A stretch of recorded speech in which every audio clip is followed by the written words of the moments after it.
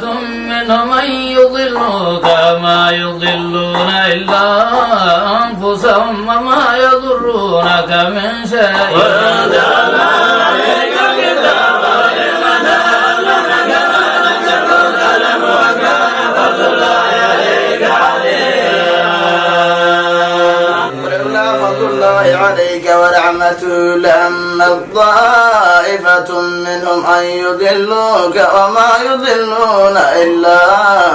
أنفسهم وما يضرونك من شيء وأنزلنا عليك الكتاب والحكمة وعلمك ما لم تكن تعلم وكان فضل الله عليك عظيما